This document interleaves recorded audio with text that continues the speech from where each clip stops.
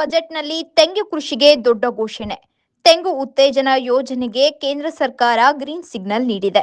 ದೇಶದ ಅತಿದೊಡ್ಡ ತೆಂಗು ಉತ್ಪಾದನಾ ರಾಜ್ಯವಾದ ಕರ್ನಾಟಕಕ್ಕೆ ಇದು ಮಹತ್ವದ ವರದಾನ. ಭಾರತದಲ್ಲಿ ಸುಮಾರು 1 ಕೋಟಿ ರೈತರು, 3 ಕೋಟಿ ಜನರು ಜೀವನ ಉಪಯೋಗಕ್ಕಾಗಿ ತೆಂಗು ಕೃಷಿಯ ಮೇಲೆ ಅವಲಂಬಿತರಾಗಿದ್ದಾರೆ. ದೇಶದ ಒಟ್ಟು ತೆಂಗು ಉತ್ಪಾದನೆಯಲ್ಲಿ 28% ಪಾಲು ಕರ್ನಾಟಕದ್ದಾಗಿದೆ.